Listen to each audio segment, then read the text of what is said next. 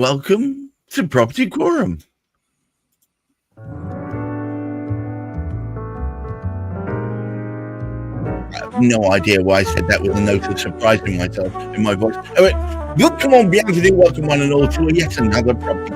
You may notice we're a bit slimmed down today, but nevertheless, full of vim and vigor, talking about topics that need to be spoken about as ever on the Quorum. Today's topic, no less. Property Quorum, renters' rights bill, what's coming and when? And I'm going to add a bit, and should we be scared? Hamish, as ever, would you start us off? Well, a bit sad, actually, that Gareth should take the words out of my mouth. Should we be scared? Scared is probably... There are challenges in life. I mean, life wouldn't be the same without those challenges. However, the last sort of major occurrence that we had in an effort to reform anything was to do with building safety. Way back, seems an age ago now, in 2022, and we're still suffering the repercussions. It's sort of something that we haven't actually sort of recovered from, nor are we likely to figure out the full might of for some years to come. And one wonders, with trying to actually reform something as complex as we have to do with the rights of the rent, with our renters out there, going through a particular sort of phase where it's so very, very important, such an important way for people to get those, roofs over their heads, for example. And we're battling away trying to build more and more houses to accommodate the growing numbers of people that are actually sort of in this country now. It's rather disconcerting when we find that something coming through, like as did the Building Safety Act, that whilst solving some issues, created in its arrival some very, very dramatic aspects which are very, very hard to overcome. And one wonders if the situation we've got at the moment, it has been said quite often that there is an intent, it would appear, in the background to try and phase out as much as possible those smaller groups of landlords, the SMEs of this world, if you like, the ones that just have 2 or 3 properties or 10 properties, and actually bring in those that have the masses of properties. They have the whole block of flats rather than 2 or 3 flats, the whole host of houses. And is this going to be beneficial? Good, struggling to get the words out today. Perhaps it's my concern about what the aftermath is going to be when an act, or the bill as it currently is at the moment, it hasn't been passed, goes into the House of Lords with a tremendous number of recommendations that would actually add to and improve certain aspects of it, to be totally ignored or pretty well ignored, and therefore coming out almost the same way that it went in there. And one, with our actually system of government, surely it should be the input from those who have experience that should make a difference to what is actually sort of happening in the bill. So I'm a little bit concerned that not much notice was taken of what was being said in the House of Lords. And I'm just rather impactful about certain aspects. Can we cope with what is being suggested? Because we're actually going to introduce yet another body into the whole sort of process. And this hasn't worked in the past. It didn't help with the Building Safety Act. We had the regulator, the building regulator, and already he's been snuffled. He's been snuffled out and dragged back into the, I was going to say Quorum, but dragged back into the hands of direct control of government rather than being something independent. So are we in danger of that happening again? Silas. Good morning. Good morning. Just before we came on, thank you very much for those opening remarks, Hamish. Just before we came on, as I said to Hamish, it appears to me, being a muggle, standing from the outside looking in, that renter reform and landlord reform seems to go back and forwards like swings of the pendulum. And what I find most upsetting is there's no real effort to find a middle path.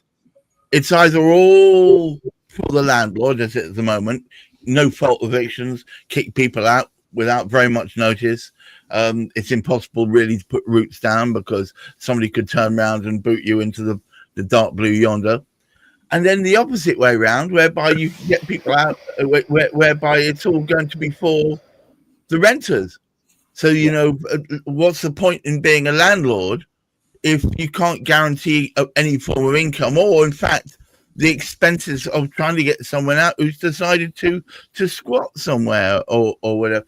It seems to me that there's no real effort to find that median line. You've encapsulated the problem so beautifully there, Gareth, with what you said. It has been this pendulum. And if you look, let's go back in history a little while and understand how this problem has actually presented itself. So if we go back post Second World War, when we had a lot of development, there was a lot of council housing that was built that would house a lot of people. And then Thatcher came along and gave people the right to buy their own houses, which in principle seemed like a really good idea. But the problem is that housing stock that the local authority had wasn't largely replaced. And so it was sold off, people remortgaged their homes and whatever else they did, that's fine. But it wasn't until the Section 21 came into place with the no-fault evictions that gave banks the security to lend on buy-to-let property. And that was a big trigger point for the buy-to-let boom in the early sort of 2000s, because before that, you literally, couldn't get tenants out of properties. It was very, very difficult and arduous process, very expensive. And now we've got a situation where if you look at really what the problem is that's trying to be solved, it's twofold. From the tenant side, it's giving them good quality accommodation and ensuring that they can live in a healthy, safe home. And then on the landlord side, it's is my tenant going to move in and never pay me rent ever again? Or they're going to game the system and string out an eviction for 3 years, which is going to cost me tens of thousands of pounds and then trash my property when they leave. Like, those are really the two problems that we're trying to address. And with the abolition of Section 21, I can only answer this question from a landlord's perspective. When you have got a tenant in a property who treats the property well and who pays their rent on time, you cannot ask for anything better as a landlord. And unless you're really greedy, there is no point constantly trying to elevate up the rent, because that tenant moves out. You've then got the costs of finding a new tenant, putting that tenant into the property, repairing the property, getting back up to scratch. It costs thousands of pounds more to replace that tenant who, has sat in that property for 5 or 10 years, constantly paying their rent at fair market value. So, you're right, that pendulum is swinging back and forth between the two. And I have a feeling that this push is going to be more for the corporate landlord's benefit than the individual. And it's this uncertainty which is driving the fear, which is driving for the market to actually stand still at the moment. And there's many estate agents saying that the property market is the worst they've known it for a long time because of this uncertainty around what's the budget going to be, what's going to happen with stamp duty, what's actually coming, what nasties are lurking in this renters reform bill that really does make people worried and just basically sit on their hands. One of the stalwarts of Property Quorum, of course, Chris Gilson, a seasoned landlord and property developer, was pointing out to me the other day that we are losing landlords in droves. Yep. And it's becoming all but pointless to be a landlord unless you've got a big float behind you and can weather out, as you mentioned, those times where the tenants refuse to leave or whatever it is. Mm-hmm. I mean, are we losing what he refers to the accidental landlord? So, in my experience, the accidental landlord is a great phrase, but that really refers to the let's say it's the two people that have got together that had their separate houses and then they decided to get together and live in one person's house and rent the other. Exactly. So they had the majority of those accidental landlords had one, maybe two properties. And I've worked in the industry where I've been in very close contact with a lot of people who had a couple of properties and they weren't working from a financial point of view, which is right. what put pressure on as to why they were providing substandard accommodation. because they couldn't afford to offer anything better because the numbers didn't work. If you approach investing as Chris is doing from a strategic point of view, and the numbers work, then there is no reason why you can't provide good quality accommodation. But the madness of some of the policy decisions we've seen, so I'll give you one example, which was, I forget what they called it, but they basically decided they weren't going to pay housing benefit direct to the landlord anymore. They wanted to encourage tenant responsibility with money, so they paid the money to the tenant, and then the tenant was supposed to pass it on to the landlord, right? And that's a excuse my French. I think the technical term for that was a shit show. Yeah, absolutely. And so you had the bigger landlords who had maybe 50, 80, 100 properties in a local area turn around to the council and say, all right, I'm evicting all of my tenants right now. You've now got the responsibility of housing them. And the council went, oh, we can't handle that. We'll reinstate paying you directly, right? So there was no achievement in that process other than to muddle the system and create problems where there weren't any. And it's that old phrase, isn't it? Let sleeping dogs lie. The challenges that people have, which is slum landlords, will never go away. Like, those people are so desperate for a property, they will live in anywhere. I mean, we've heard stories of 13 people sleeping on mattresses in a garage, right, because they can't get any other accommodation. That will never go away. And being charged each £500 a month for the privilege. Exactly. Ridiculous. But, where's the societal failure that allows that system to be created? And more regulation and more tax on landlords' income isn't going to make it better for the average landlord to provide housing, which the council fundamentally cannot provide. I think that's a really important point that the councils and the government are overlooking. They cannot provide the housing. That's why the private landlords have succeeded. But when you start stripping away all those benefits, they're just going to throw their hands up and go, we don't want it anymore. So now the council and the government have got the problem. They haven't got the money to solve the problem, and there's no incentive for anybody else to step in. So is it going to be BlackRock and all of those private entities that now enter the market, and Lloyds Bank and a host of others who will want to come forward and start, providing that housing need? I have a feeling that's where the market's being driven or herded, if you want my honest opinion. But what else can I say? Herded. That sounds like an element of control and direction. Good Lord. Hamish, it seems to me that with the influx of new people into this country steadily over the last few years, there would be an impetus for local government to provide more property. And yet, as we know from cladding matters, the cladding situation has caused a 10, 15-year hiatus, on which none of the properties that would be are made available for first-time buyers, etc., aren't available. And with successive governments, not just this one, but the one before, and the one before that, and the one before that, promising to build houses and not coming to the table and getting it done, we're fast approaching the edge of a cliff.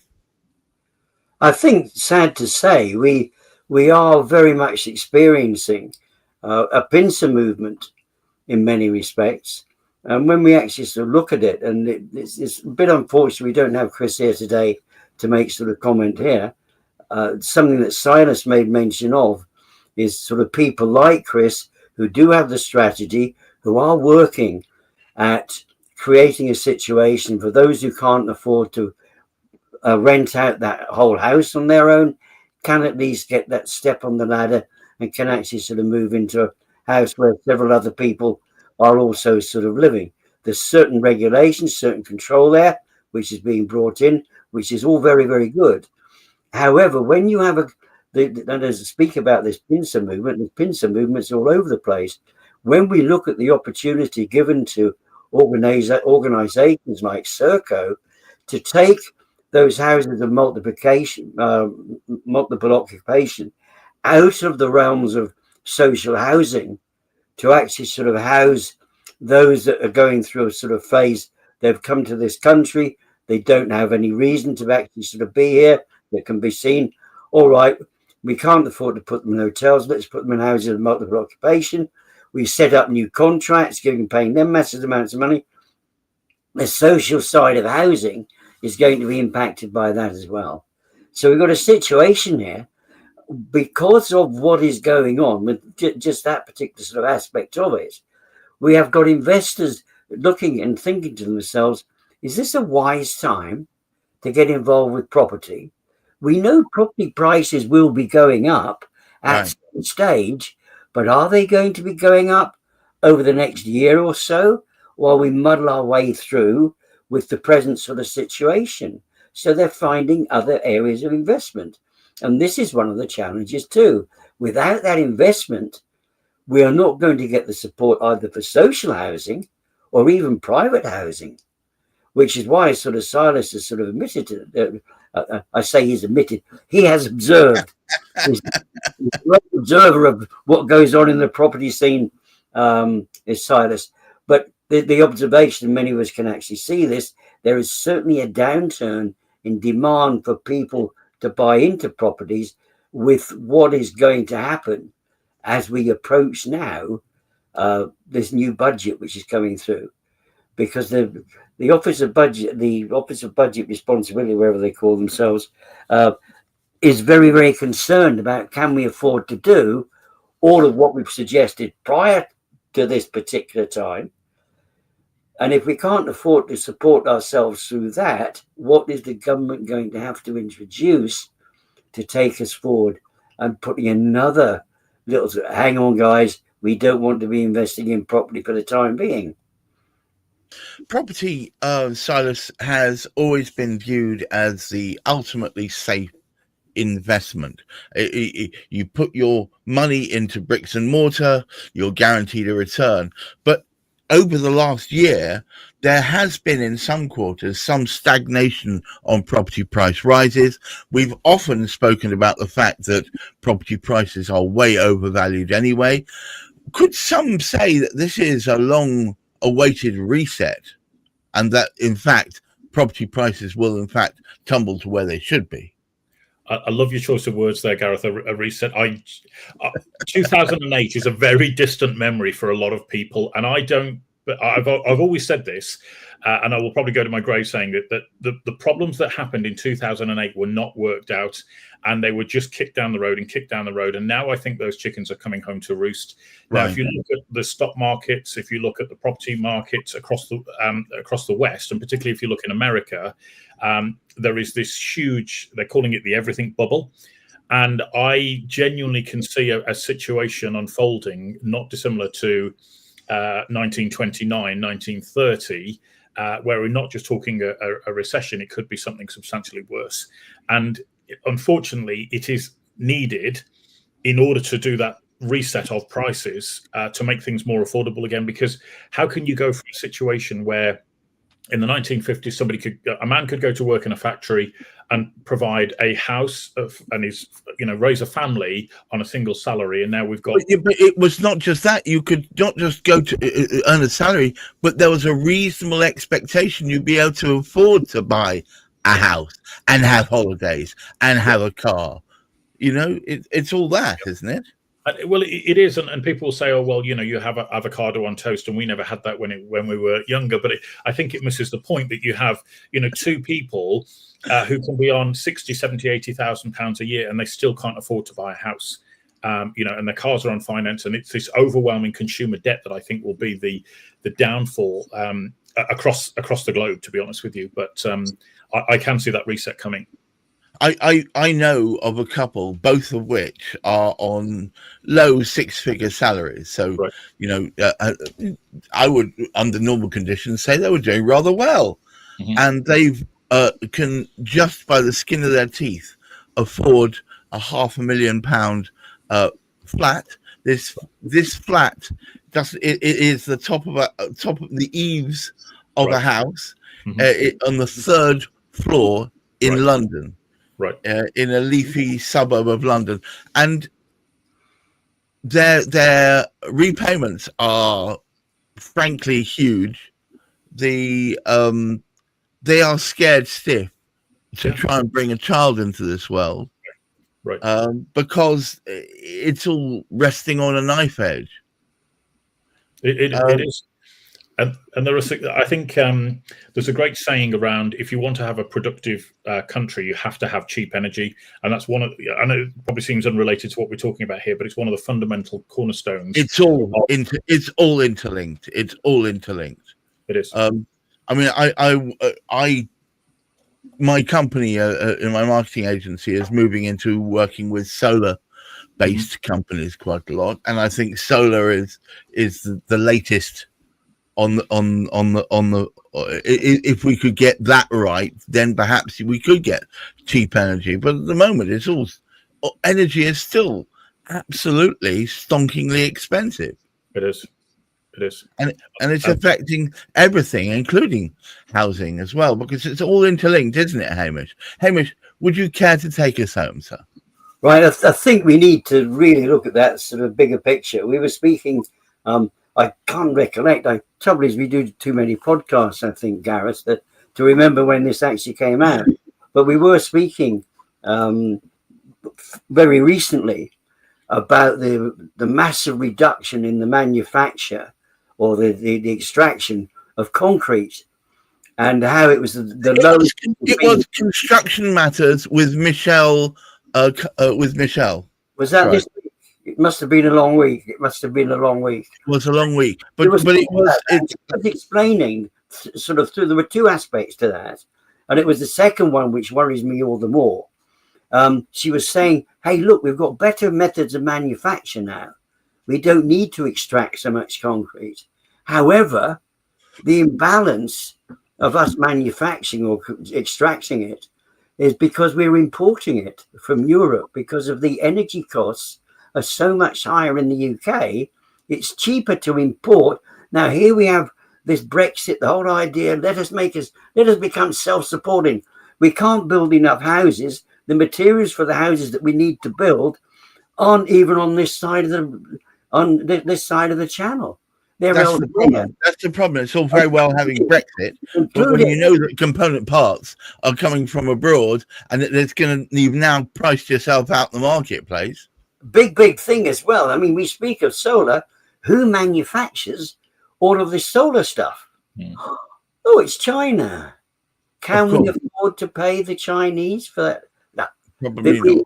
We have a bit of a mixed match, and we did get sidetracked partially. But we are explaining, look, there's a holistic view to look at here. Are we looking within the renters reform? Are we looking at the whole thing in a holistic perspective? You have to, but you know, Hamish, it's quite right what you're saying. You can't just consider it in a bubble. You have to look at all their energy being a very important effect on this. Spencer Collins, who is a new returning member of Property Matters, and a gentleman who is a representative and advocate for disability reform, has made this comment: given the breadth of reforms proposed in the Renters' Rights Bill, how might the balance between improving tenant protections and safeguarding landlords' ability to sustain rental supply play out in practice once the legislation reaches royal assent? And i.e., what he means by that goes through both houses. And what transitional measures should both parties participate in the interim?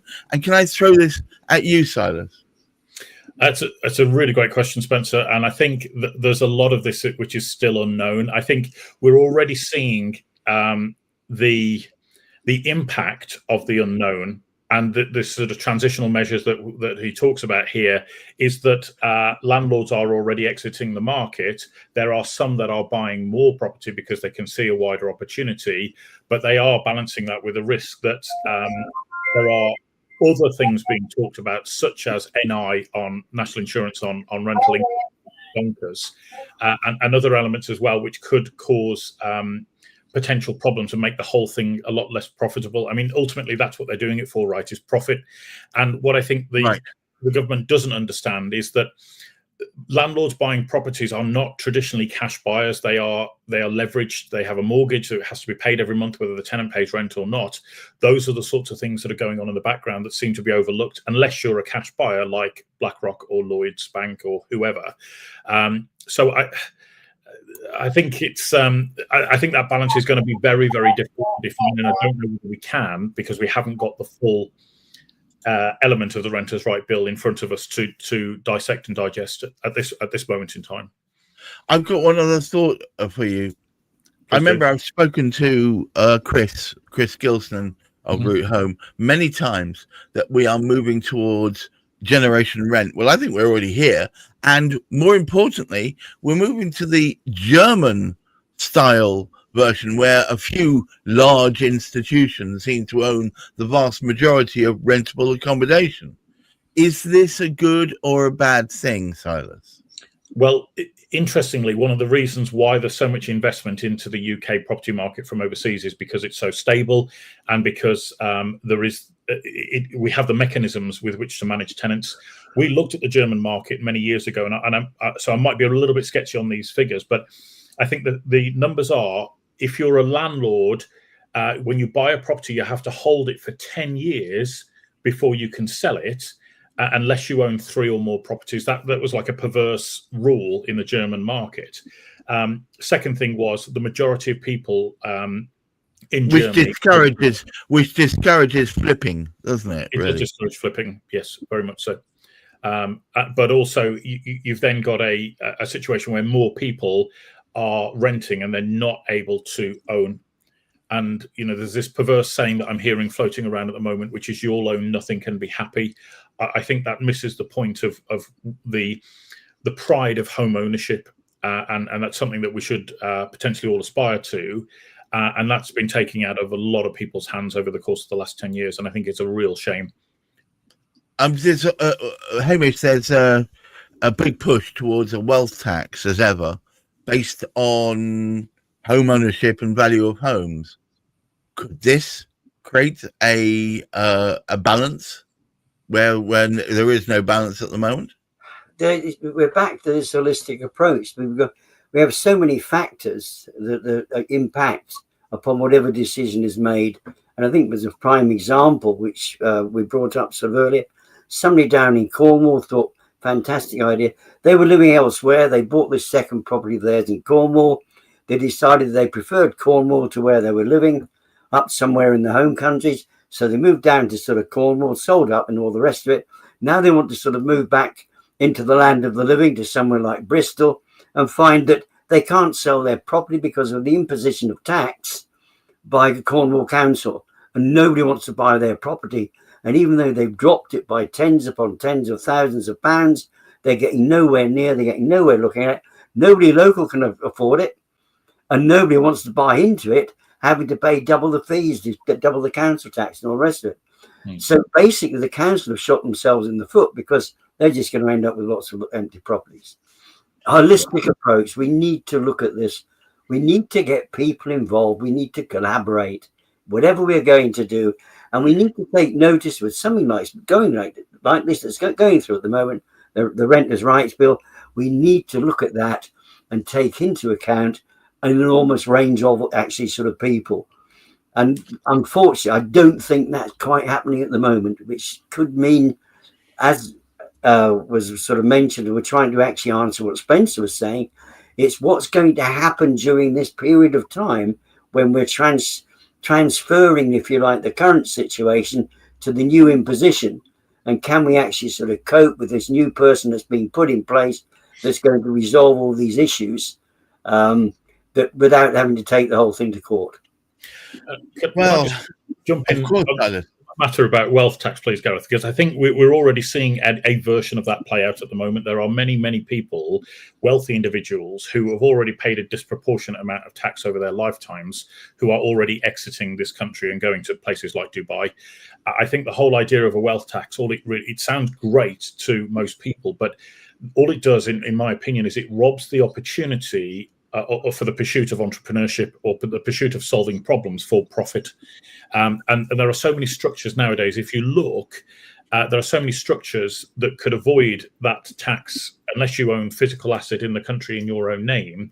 If you own it in an overseas entity of some description, you're not going to be exposed to that tax. And I heard a stat the other day that said Elon Musk alone has paid something like $10 billion in tax as an individual. Well, how many people or how many countries are actually raising £10 billion or $10 billion in tax? It robs the opportunity of pursuit of excellence and entrepreneurship, which solves problems at scale. And I think it's fundamentally it's a bad idea. Okay, I'm going to take one last comment from Spencer, who's just dropped in. He does seem to be on the ball today.